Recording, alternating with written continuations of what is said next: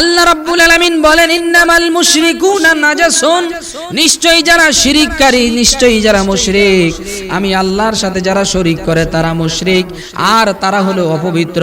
তারা যত প্রকারের পারফিউম ব্যবহার করুক, যতবার দিনে যতবার গোসল করুক, যতবার ওযু করুক, যতবার তায়াম্মুম করুক, কোনো লাভ হবে না। তারা কখনো পবিত্র হইতে পারবে না। কেন না হইল? তারা ঈমানের দিক থেকে অপবিত্র, ঠিক কিনা? যারা ঈমানের দিক থেকে অপবিত্র, তারা কখনো গোসল করলে পবিত্র হবে না, তারা ওযু করলে পবিত্র হবে না, তারা তায়াম্মুম করলেও পবিত্র হবে না, দামি দামি জিনিস ব্যবহার করলেও পবিত্রতা অর্জন করতে পারবে না। কেননা আমার আল্লাহ বলেন ইন্নামাল মুশরিকুনা নাজাসুন, নিশ্চয়ই যারা কাফের, নিশ্চয়ই যারা মুশরিক তারা অপবিত্র। বলেন আল্লাহু আকবার। আর যারা ঈমানদার, যারা মুমিন, যারা মুসলমান, তারা হলো পবিত্র, তারা হলো পুত, তারা হলো তাইয়্যিব।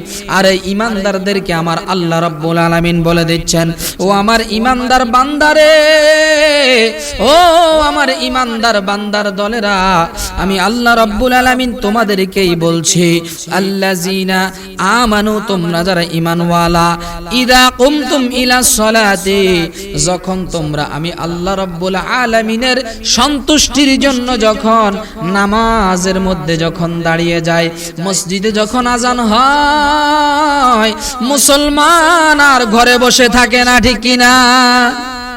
মসজিদের মধ্যে যখন আজান হয়, ঈমানদার মুসলমান পুরুষের আর ঘরে বসে থাকতে পারে না, কোনো কাজে কর্মে থাকতে পারে না।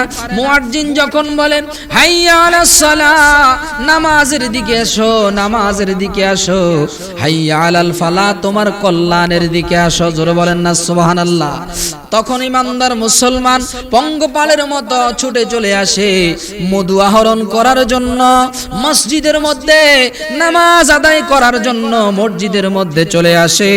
আমার আল্লাহ কয়, তুমি যখন মাইকে যখন আওয়াজ শুনবা নামাজের দিকে আসো, তখন তুমি নামাজের জন্য চলে আসবে।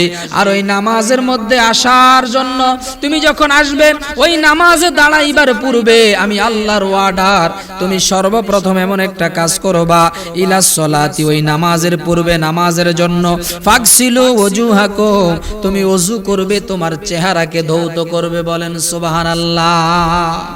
সর্বপ্রথম তুমি তোমার চেহারাকে ধৌত করবে। ওয়া আইদিয়াকুম ইলাল মারাফিকি, আর তুমি তোমার হস্তদ্বয় কোনই পর্যন্ত ধৌত করবে। ইলাল মারাফিকি ওয়া আমসাহু বিরুসিকুম, এবং তোমার মাথা তুমি মাসহ করবে। ওয়া আরজুলাকুম ইলাল কাবাইন, এবং তোমার পায়ের গোড়ালি ভালোভাবে ধৌত করবে। বলেন সুবহানাল্লাহ।